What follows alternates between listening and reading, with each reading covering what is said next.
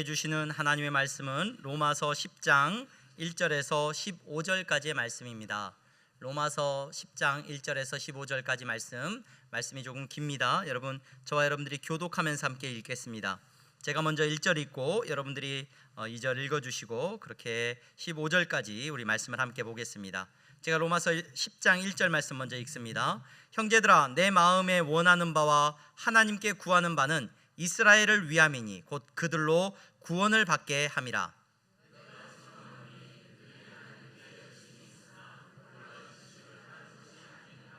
하나님의 의를 모르고 자기 의를 세우려고 힘써 하나님의 의에 복종하지 아니하였느니라.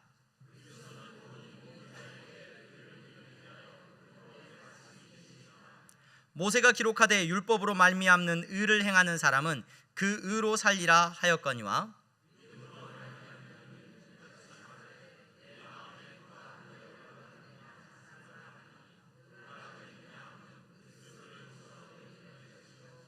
혹은 누가 무적행에 내려가겠느냐 하지 말라 하니 내려가겠느냐 함은 그리스도를 죽은 자 가운데서 모셔 올리려는 것이라.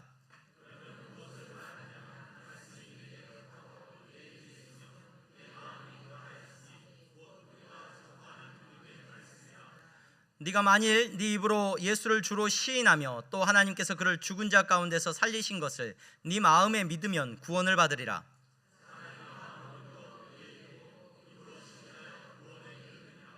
성경에 이르되 누구든지 그를 믿는 자는 부끄러움을 당하지 아니하리라 하니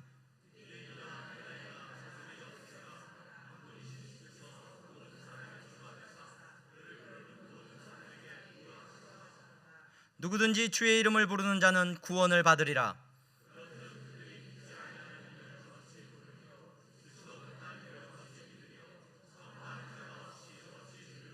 함께 읽습니다. 보내심을 받지 아니하였으면 어찌 전파하리요. 기록된 바 아름답도다 좋은 소식을 전하는 자들의 발이여 함과 같으니라. 아멘. 이 시간 샤론 찬양대 하나님 앞에 찬양하시겠습니다.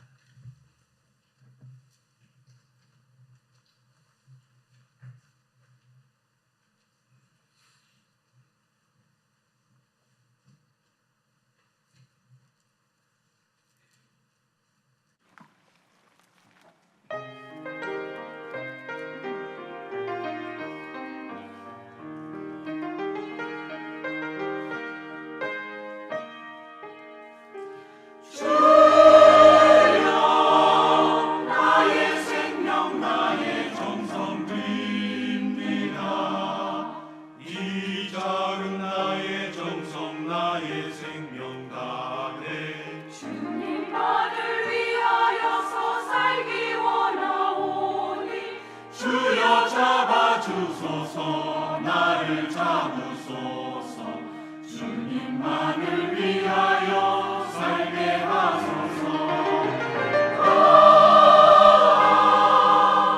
불같은 성령으로 충만케 하옵소서 환난이 와도 핍박이 와도 내 주만 위해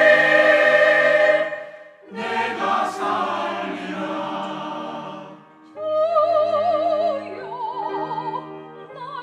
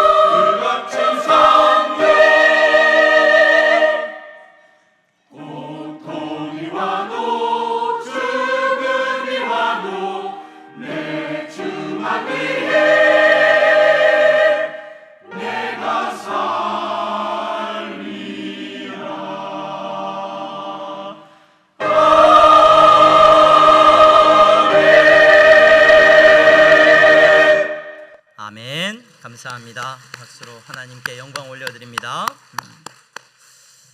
오늘 예배 자리에 여러분 잘 나오셨습니다. 등록을 원하시는 분들은 안내하시는 분들에게 말씀하시면 도와드리도록 하겠습니다. 신앙 기초반 여러분 신청 많이 해주셨는데요. 오늘 신앙 기초반 참여자 되시는 분들은 다음 주부터 우리가 시작을 하려고 하는데 시간이나 이런 것들을 잠시 조율하려고 합니다. 그래서 본 예배 마친 후에 잠시만 그 자리에서 기다려 주시면 신앙 기초반 우리 시작을 위해서 잠시만 기다려 주시면 감사하겠습니다. MIP 기도하는 엄마들 전체 모임이 다음 주 오후 1시에 있습니다. 일전도의 나들이가 4월 30일 이번 주 화요일이죠. 화요일 오전 11시에 교회에서 출발합니다. 함께 식사하고 교제하는 시간을 갖고자 합니다. 일전도의 식구들은 여러분 누구나 다 참석하실 수 있습니다. 교회로 오시면 됩니다. 어린이주일 행사가 다음 주에 진행이 되는데요. 다음 주가 5월 5일 어린이날입니다. 그래서 그날에 우리 교회 안에서 또 우리 아이들과 함께 예배 드리고 또 아이들이 또 즐거운 시간을 보낼 수 있도록 여러 프로그램들을 준비하고 있는데 여러분 다음 주에 교회 오실 때는 차를 가지고 오실 때 이렇게 이 안쪽 교회 쪽에다가 주차를 하지 마시고 학교 쪽에 될 수 있으면 다 주차를 해주시면 감사하겠습니다. 이 주차장을 활용해서 우리가 아이들과 함께 이렇게 시간을 보내는데요. 또 특별히 교육부서에서 부탁이 왔는데 지금 우리가 옷 나눔 행사 이렇게 하고 있습니다. 그래서 옷 나눔 행사도 하고 있는데 그것과 함께 연장해서 여러분 뭐 이렇게 아이들이 크고 장성하게 되면은 옷을 이제 바꿔 입게 되고 하는데 못 입게 되는 옷들이나 또는 아까운 옷들이 있으면 다음 주에 오실 때 꼭 함께 가지고 와서 나눌 수 있으면 좋겠고요. 또 아이들 또 가지고 노는 장난감이나 집에서 여러분들 쓰시던 아이들이 주로 뭐 좋아할 만한 것들, 근데 우리 아이들이 커서 이제 더 이상 쓰지 않는다 하는 것들이 있으면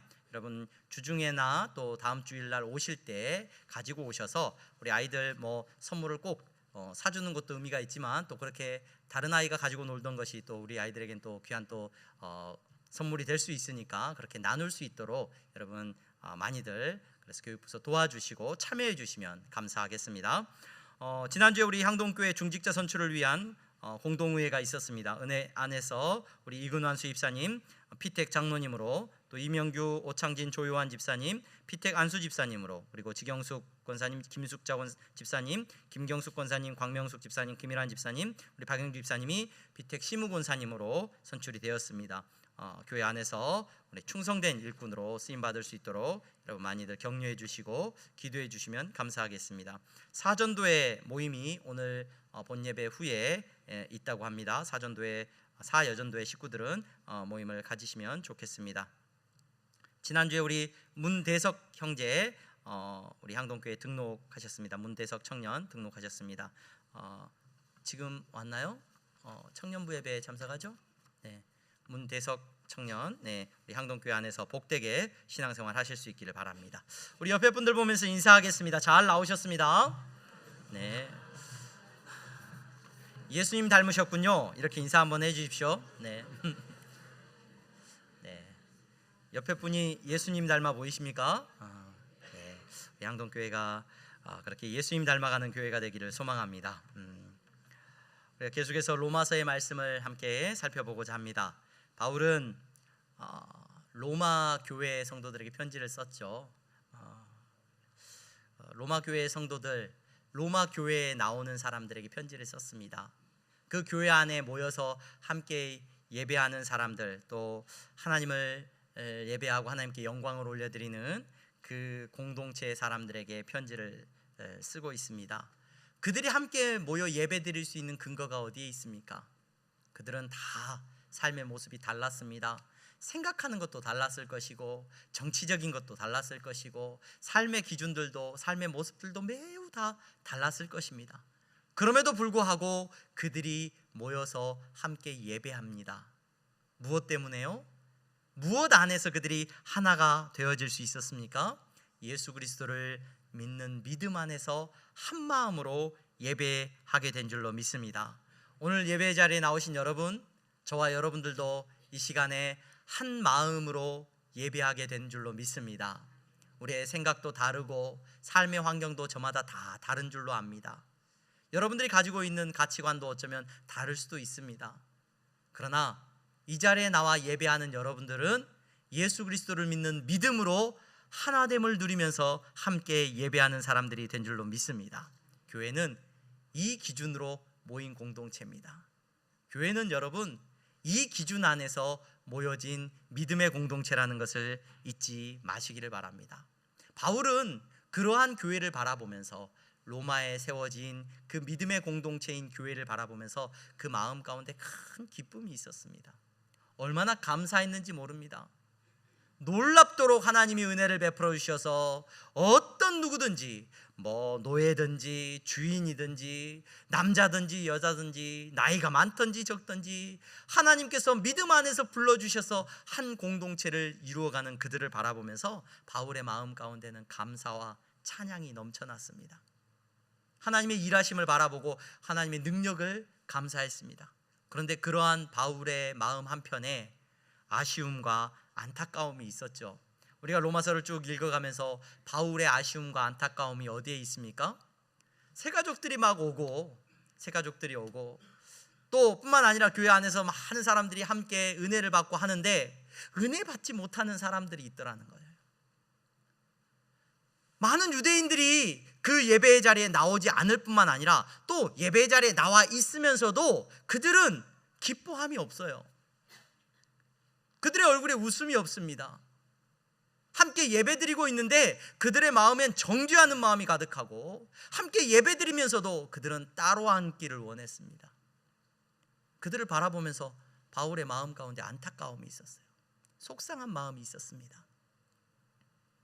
그 유대인들을 바라보면서 이스라엘 사람들을 바라보면서 바울의 안타까움은 무엇입니까? 저들도 예수님을 믿고 구원받음을 누려야 하는데 라는 그런 안타까움이 있어요. 그가 유대인이었고 그가 이스라엘 사람이었기 때문에 그 공동체를 바라보면서 유대인들을 생각할 때마다 그 공동체 안에 있는 유대인들도 바울의 서신서들을 통해서 우리가 계속해서 보게 될 때 교회에 문제가 생긴다. 누구 때문에 문제가 생기냐? 그 공동체 안에 믿는 사람들이라고 함께 모여 예배드리고 있는데 싸움이 일어나고 분란이 일어나요. 누구 때문에? 상처받는 사람이 생겨요. 누구 때문에? 유대인들 때문에 그래요. 유대인들이 함께 예배드리면서 예수 믿는다고 하면서 여러분 유대인이 아닌 사람들을 자꾸 나눠치게 해요. 밥 먹는데 따돌려요. 저 사람들은 함께 밥 같이 못 먹겠다고 하고 같이 예배드리면서 그들은 저 사람들을 향해서 손가락질하고 쑥덕거립니다. 할례 받지 않은 사람들이라고 말을 하고 저 사람들 우리와 다르다고 얘기를 하고 유대인들은 자기들의 패를 만들고 자기들이 쓰는 언어로 아마 대화를 했을지도 몰라요. 그러한 모습들이 교회 안에서도 나타났고 또 교회 밖에서 그들은 유대인들이 믿음의 공동체 안으로 들어오지 않는 그런 안타까운 이스라엘의 모습을 보면서 바울은 많이 마음이 아팠습니다. 그래서 그들을 생각하면서 오늘 믿음의 본질이 무엇인지, 어떻게 우리가 예수님을 믿고 하나가 되었는지, 그가 바라는 것이 있다고 한다면 저 유대인들도 이스라엘 사람들도 정말로 예수 안에서 하나가 되어지기를 그 간절한 바람을 오늘 10장에 이어서 계속해서 기록하고 있는 것을 우리는 보게 됩니다. 저는 어려서부터 신앙생활을 부모님에 의해서 하게 되었고 일반적으로 말하는 모태신앙이란 말 자체가 별로 좋은 말은 아닌 것 같아요. 모태신앙이 어디 있습니까? 예수님을 믿는 사람이 있고 믿지 않는 사람이 있죠. 교회 모태신앙이라기보다는 어려서부터 교회 나간 사람과 그렇죠, 나중에 나간 사람이 있을 뿐이겠죠. 그런데 그렇게 어려서부터 신앙생활을 해오다 보니까 교회 안에서 이렇게 성도님들을 만나고 할 때 어려서부터 신앙생활 하신 분들이 계시다고 하면은 제가 중고등부 사역을 할 때도 마찬가지고 또 혹시라도 부모님이 신앙생활을 열심히 하셨던 목사님이시거나 또는 장로님이시거나 하신 분들을 만나게 되면 그 마음 가운데 더 마음이 끌리는 마음이 있는 것 같아요. 더 끌리는 마음이 있고 더 애정을 가지고 바라보게 됩니다. 근데 그런 마음을 가지고 바라보다가 많은 경우에 상심하고 조금 실망하는 마음이 들 때가 참 많아요. 그러한 모습들을 보면서 교회 안에 다툼이 일어나고 분쟁이 일어나면은 여러분 신앙생활을 많이 안 해본 분들이 문제 안 일으켜요. 어려서부터 교회 다니셨던 분들이 교회가 분란이 일어나고 다툼이 일어나고 어려움이 생길 때 한 가운데 어려서부터 교회 다녔던 분들이 대부분 한 가운데 서 있어요. 교회가 어떤 곳인지를 어려서부터 잘 알아요. 그래서 교회 생리도 잘 알아요. 그래서 교회를 아프게 하는데, 은혜 받는데 앞장서 있는 것이 아니라 아프게 하는데 많은 경우에 그렇게 서 있는 경우를 보게 될 때가 참 많았습니다. 그래서 마음 아프고 속상할 때가 참 많았던 것 같아요. 오늘 이 자리에 나오신 여러분, 저와 여러분들은 오늘 이스라엘 백성들을 향하여 베풀어 주신 하나님의 은혜 안에 그들이 감사함으로 나아갔던 것처럼, 여러분, 저와 여러분들에게 베풀어 주신 하나님의 은혜 안에 감사함으로 나아가는 성도들이 다 되실 수 있기를 주님의 이름으로 축원합니다. 우리가 어려서부터 신앙생활을 했느냐, 어떠했느냐, 그 모든 것이 아무 의미 없고 오늘 예수 그리스도를 믿는 믿음 안에서 하나됨을 여러분 기억할 수 있는 저와 여러분들이 되시기를 소망합니다. 바울은 그런 안타까움을 가지고 이스라엘 백성들을 바라봤는데요, 그 누구보다도 이스라엘 유대인들을 잘 알았어요. 그래서 왜 그들이 예수 그리스도를 믿는 믿음의 공동체 안에 들어와서도 늘 문제가 일어나고 또 이 공동체 안으로 들어오지 않으려고 하는지를 잘 알았어요. 아니, 더 나아가서 여러분, 바울이 예수님을 십자가에 못 박아 죽인 것이 마땅하다고 생각했던 과거의 자신의 모습을 잘 알았기 때문에 이스라엘 백성들이, 그 유대인들이 왜 이 믿음 안에, 은혜 안에 들어올 수 없는지를 누구보다도 정확하게 알고 있었습니다. 오늘 우리가 읽은 이 본문에서 바울은 바로 그 부분을 우리에게 말해주고 있습니다. 무엇이냐? 여러분, 바울은 유대인들이 하나님 앞에 나와서 정말로 예수 그리스도를 믿음으로 구원받는 이 구원의 은혜 안으로 초청받지를 못해요. 오지를 않는단 말이에요. 왜 그러느냐? 우리가 읽은 본문에 보니까 그들은 열심은 있어요. 어떤 열심이 있느냐? 하나님 앞에 나아가려고 하는 어떤, 하나님 앞에서 인정받고 어떻게 보면 하나님께서 말하시는 구원에 들어가고자 하는 열심은 있는데 잘못된 열심을 갖고 있는데, 그 잘못된 열심이라는 게 뭐냐? 자기 의를 세우려고 힘쓴다는 거예요. 이게 바울이 그들을 바라보는 정확한 진단입니다. 유대인들이, 이스라엘 사람들은 자기 의를 세우려고 한다는 거예요. 이것 때문에 그들이 은혜 안에 들어오지 못했다는 거예요. 여러분, 이 말씀의 의미를 조금 깊이 쉽게 생각을 해보자면 이런 겁니다. 그들이 예수님을 십자가에 못 박아 죽여버려요. 왜 예수님을 그렇게 반대하고 죽이려고 했습니까? 왜 그렇게 죽이려고 했냐면, 여러분, 예수님이 막 기적을 베푸시고 막 무리를 걸으시고 막 오병이어의 이적을 베푸시고 죽은 사람을 살리시고 놀라운 일들을 행하셨기 때문에 예수님을 죽이려고 했나요?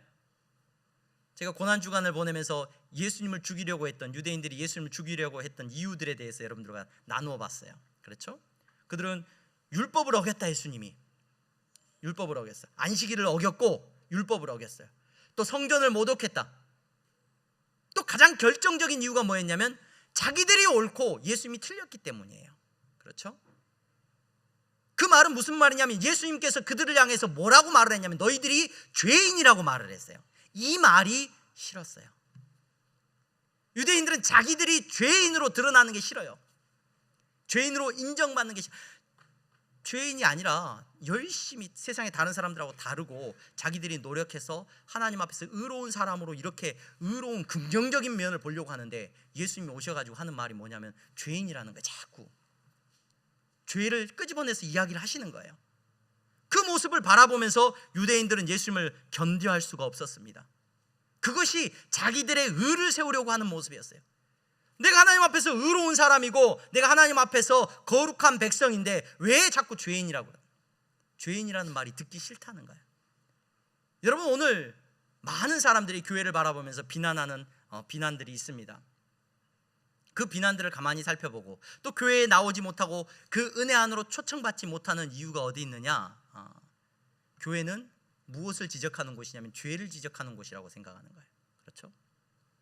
교회 나가면 내가 죄인인 걸 고백해야 된단 말이에요. 사회적으로 차별금지법이라든지 여러 가지 이슈가 되는 문제들이 있는데, 그런 것들을 바라보면서 세상이 교회를 어떻게 바라보고 있는지를 생각해 보게 돼요. 여러분, 동성애에 대한 어떤 문제에 대해서 교회를 비판을 하죠. 교회를 비판을 해요. 동성애를 죄라고 말하는 교회는 잘못됐다, 틀렸다. 여러분, 교회는 동성애만 죄라고 말하지 않아요. 여러분, 성경 전체에는 뭐가 기록되어 있어요? 하나님이 기뻐하시지 않은 죄의 모습들이 여러분 가득 기록되어 있습니다. 그렇죠? 그런데 그 가운데서 그것이 나에게 해당되어지니까 그거 죄라고 말하지 말아라. 그거 왜 나한테 자꾸 죄라고 말하냐? 그거 듣기 싫다는 거예요. 그게 죄가 성립이 안 되면 여러분 어떤 일이 일어나냐? 예수님이 필요해요? 필요하지 않아요? 필요하지 않죠?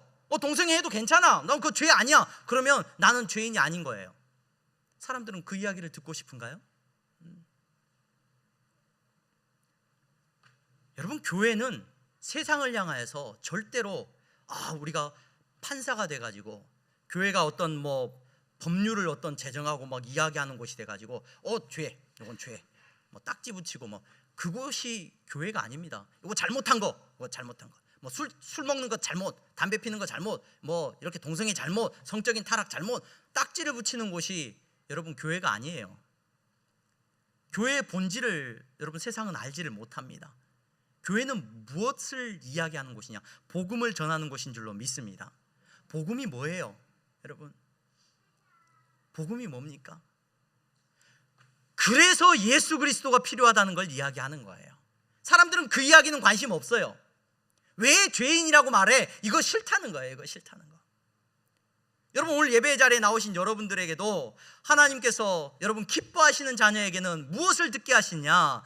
나의 죄됨과 내가 은혜 아니면 살아갈 수 없는 죄인이라는 것을 깨닫게 하시는 은혜가 있는 줄로 믿으시기를 바랍니다. 하나님께서 들려주시는 가장 복된 소식이 뭐예요? 그래서 너 예수님이 필요하다는 거예요. 그런데 사람들은 예수님이 필요 없대요. 내가 왜 죄인이냐는 거예요. 내가 무슨 죄를 지었는데 나보고 왜 자꾸 죄인이라 그러고, 나보고 왜 손가락질하고 교회 나가면은 죄의식만 심어준단 말이죠. 여러분, 교회는 죄의식을 심어주는 것도 아니고, 여러분 교회는 죄에 딱지를 붙이는 것도 아니고, 동성애만 특별히 문제 삼아가지고 죄에 반대하는 것도 아니고, 여러분 교회가 전하는 것은 예수 그리스도입니다. 예수 그리스도는 무엇을 우리에게 베풀어 주셨느냐? 그 모든 죄를 짊어지시고 죽으신 은혜를 우리에게 베풀어 주신 줄로 믿습니다. 그래서 그 사람에게도 예수가 필요하다는 거예요. 근데 그걸 인정하고 싶지가 않죠. 그걸 인정. 세상의 바깥에 있는 여러분 예수 믿지 않는 사람들도 그러할 뿐만 아니라, 여러분 교회에 나와서 신앙생활을 하고 있는 이들도, 많은 분들도 예수님이 필요 없어요.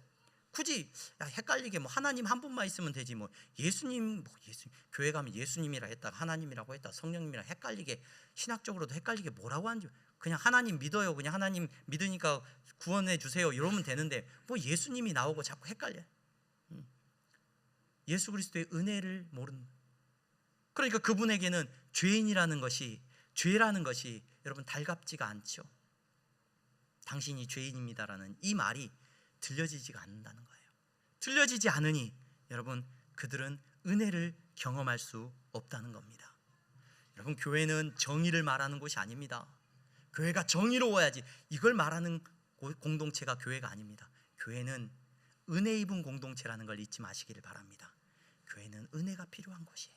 아니, 은혜를 입은 성도들이 모이는 곳이 교회라는 것을 잊지 마시기 바랍니다.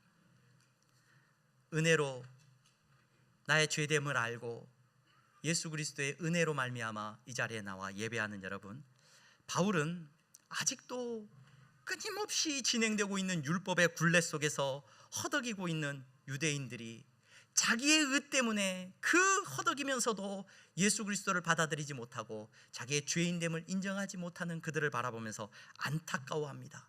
그러면서 오늘 믿음 안에 살아가는 성도의 모습에 대해서 이야기를 합니다.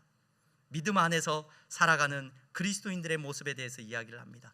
구약의 이스라엘 신명기의 말씀, 우리가 읽은 10장에 보면 신명기 30장의 말씀을 인용을 해요. 그래서 율법이 이스라엘 백성들에게 주어졌을 때 어떻게 그들에게 구원이 주어지는지, 그 율법이 그들에게 어떻게 다가갔는지를 이제 신명기 말씀이 선포하고 있는데, 그 말씀을 인용을 하면서 오늘 그 율법 대신에 예수 그리스도를 오늘 우리에게 선포하고 있고, 그 예수 그리스도가 우리에게 어떻게 고백되어지는지를 바울이 말하고 있습니다. 유대인들은 그 예수님을 그렇게 고백하지 못하고 믿지 못했는데 예수 그리스도를 믿는 사람들에게는 놀라운 고백이 있고 그들이 예수 그리스도로 말미암아 구원의 은혜를 누리게 됐는데 그 구원의 은혜가 9절 10절에 이렇게 기록되고 있습니다.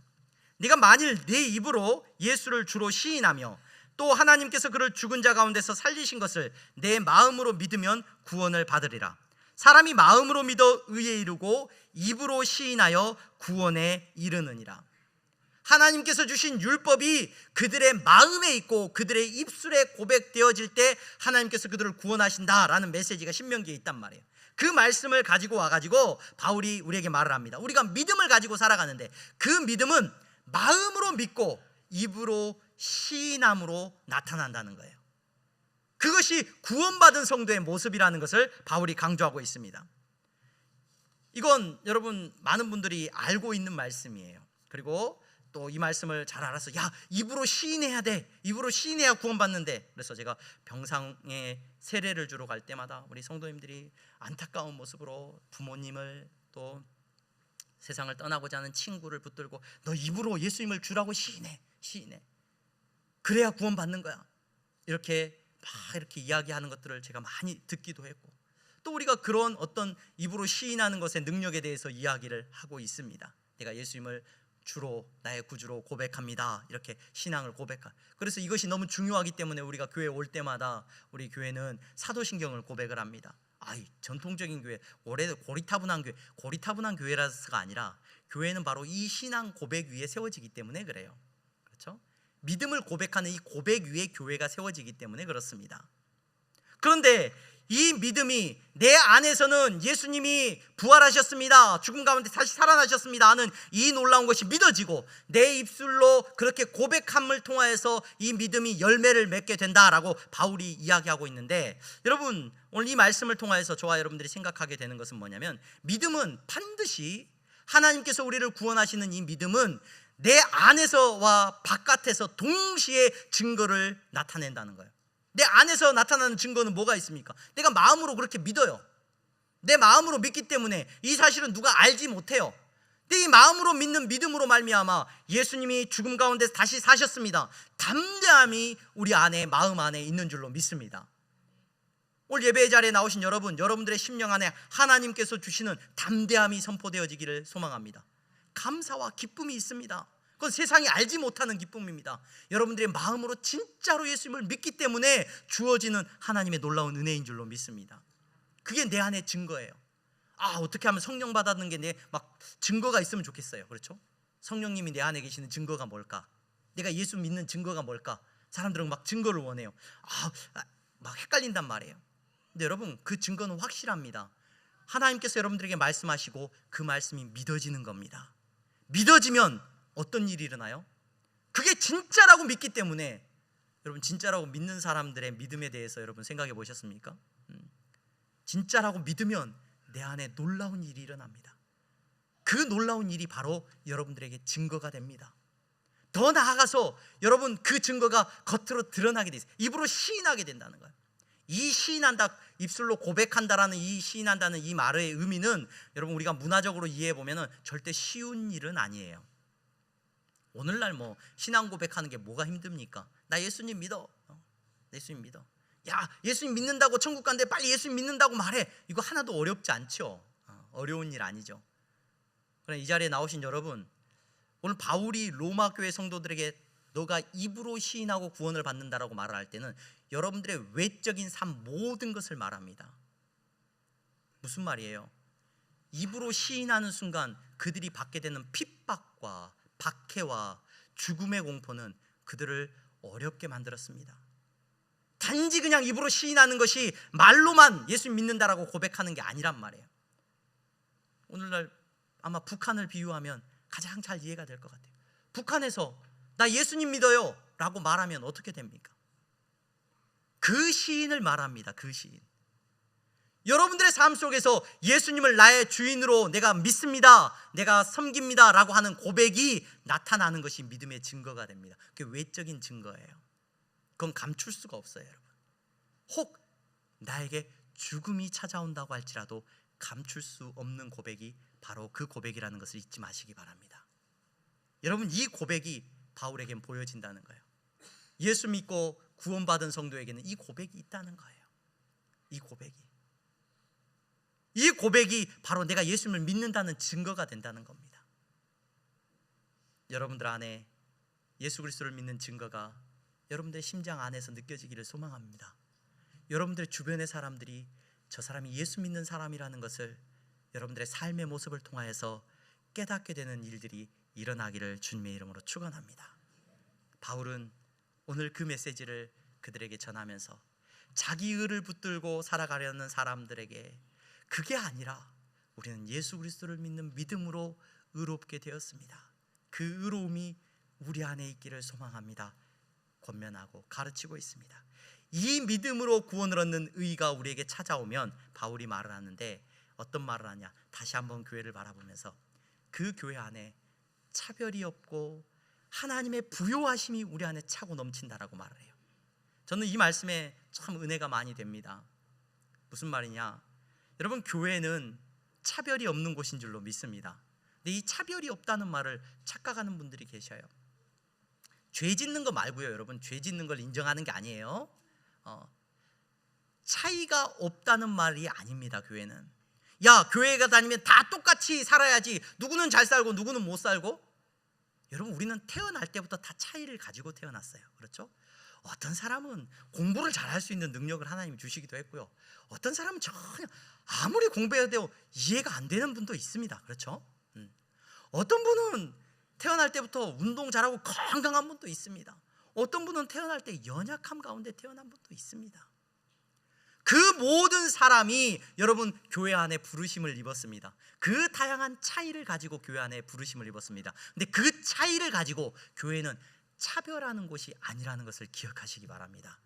예수님을 만나지 못하면 세상은 그 차이를 갖고 차별하기를 좋아해요. 차별하기를. 넌 남자, 넌 여자, 차별하기를 좋아합니다. 하나님은 남자와 여자를 차이가 있게 만드셨죠. 그러나 그 차이는 차별을 위한 차이가 아니라는 것을 기억하셔야 됩니다. 교회 안에 어떤 사람은 부유하고 어떤 사람은 잘생겼고 어떤 사람은 또 인물이 안 좋을 수도 있습니다. 네. 여러분, 그러나 그 차이는 하나님께서 우리에게 허락하신 차이라는 거예요. 그 차이를 없애라? 이건 교회는 절대 그런 차이를 없애는 곳이 아닙니다. 그 차이를 두고 어떤 모습이 나타나느냐, 그 차이를 통하여서 우리는 그 차이를 가지고 하나됨을 이루는 공동체가 바로 믿음의 공동체라는 걸 잊지 마시기를 바랍니다. 그 차이 때문에 차별하는 분은 분명히 기억하세요. 여러분, 예수님 안 만나는 사람이에요. 예수님 안 믿는 사람이에요. 차이가 나니까 교회 안에서 차별을 둔다? 아, 너는 어떤 달란트가 있어가지고 어떤 식으로 섬기고 나는 이걸 섬기고, 그러니까 너하고 나는 달라, 다른 성향이 있어, 그러니까 너는 달라서 차별을 한다? 우리는 잘 사는 사람들끼리 모이고, 아유, 저 사람들은 못 사는 사람이니까 같이 못 어울리겠어? 예수님 모르는 사람이에요. 여러분, 저와 여러분들은 복음 안에서 그 차이를 인정하는 사람들이에요. 그러나 차별하지 않는 사람들인 줄로 믿으시기를 바랍니다. 여러분, 그러면은 그 차이를 가지고 우리를 만나게 하셨는데 그 차이를 예수님께서는 그 예수 그리스도 안에서, 그 차이 안에서 오늘 성경에 보니까 부요하게 하셨다. 어떤 교회가 부유한 교회냐? 예수 그리스도를 만나고 모신 교회가 부유한 교회죠. 그렇죠? 건물이 크다고 부유한 교회가 아닙니다. 그런데 그 부유한 교회, 예수님을 모시고 있는 교회의 특징이 있어요. 어떤 특징인 줄 아세요? 차이가 많아요. 그 교회 안에는 차이가 많습니다. 가난한 사람도 있고요, 부유한 사람도 있습니다. 건강한 아이들만 다니는 곳이 아니라 아픈 아이들도 교회 안에서 함께 품어져 있습니다. 여러분, 잘난 사람들만 다니는 곳이 아니라 여러분, 부족하고 연약한 사람들도 있습니다. 많은 차이가 있을수록 여러분, 그리스도 안에서 그 교회는 부유한 교회인 줄로 믿으시기를 바랍니다. 여러분, 어떤 사람이 오더라도 여러분, 그리스도 안에서 죄된 일이 아니라고 한다면 품어줄 수 있고 용납할 수 있는 우리 향동교회가 될 수 있기를 주님의 이름으로 축원합니다.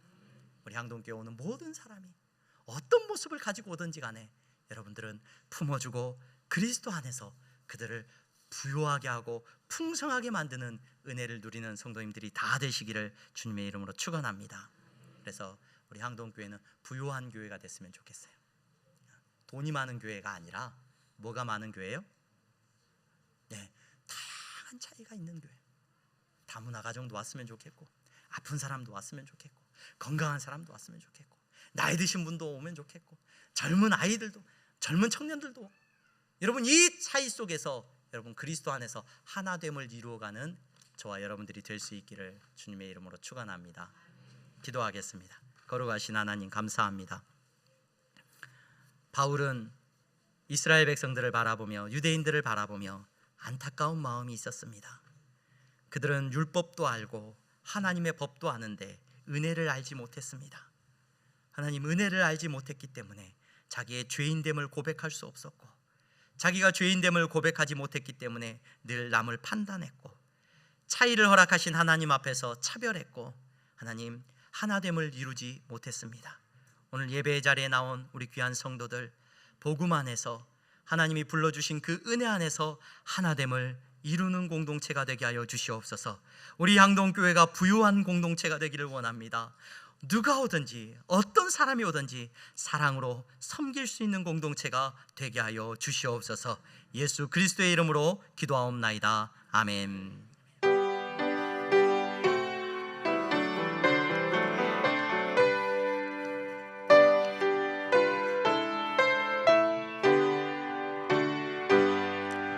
나의 생명 드리니 주여 받아주셔서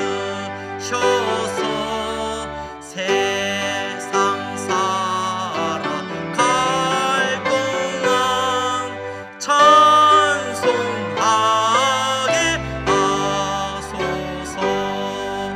나의 보화 드리니 주여 받아주셔서 하늘나라 위하여 주 뜻대로 쓰소서. 아멘.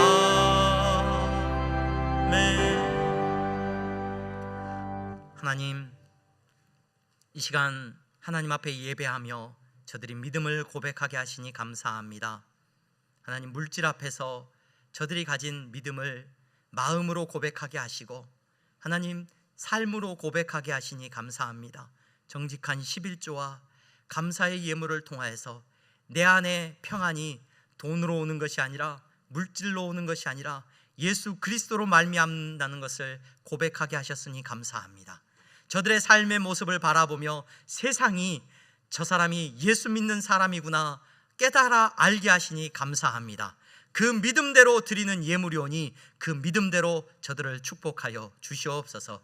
어디로 가든지 세상에 무릎 꿇는 자리로 가지 않게 하여 주시옵소서. 세상 앞에서 담대하게 하여 주시옵시고, 물질 앞에서 하나님 마음껏 하나님의 나라를 위하여 쓰임받는 종들이 될 수 있도록 힘주시고 능력을 더하여 주시옵소서. 나누고 베푸는 자들이 되기를 원합니다. 하나님, 그 일 가운데 저들을 축복하여 주시옵소서. 선교의 예물을 드립니다. 장학헌금을 드립니다. 건축헌금을 드렸습니다. 하나님의 나라가 세워지는 일 가운데 쓰임받기를 원하오니 저들을 사용하여 주시옵소서. 저들의 사업과 저들의 일터와 하나님 저들의 삶에 경영하는 모든 것들을 기름지게 하셔서 하나님의 나라를 위하여 귀하고 복되게 쓰임받게 하여 주시옵소서. 아버지 하나님, 경제적인 어려움이 있습니까?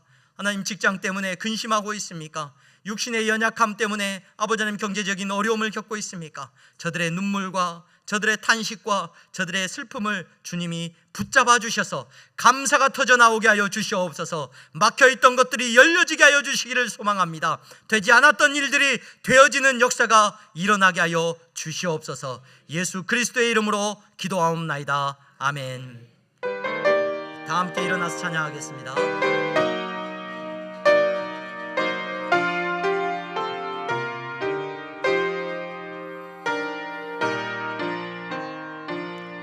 하늘에 계신 아버지, 이름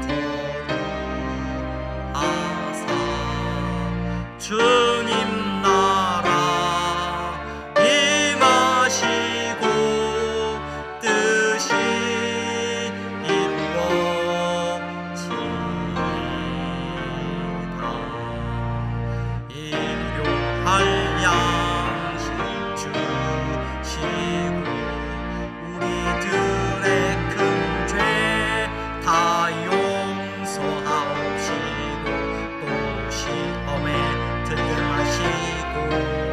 악에서 구원하소서.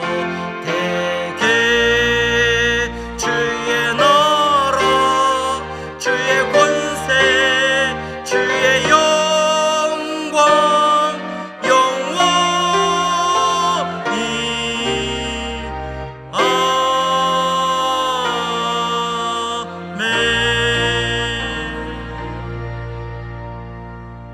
아멘. 주 예수 그리스도의 은혜와 하나님 아버지의 사랑하심과 성령의 교통 충만하심이 예수님을 믿는 믿음으로 구원함을 얻고 그리스도 안에서 한 몸을 이루어가는 성도들의 머리 위에 이제부터 영원토록 함께 있을지어다. 아멘.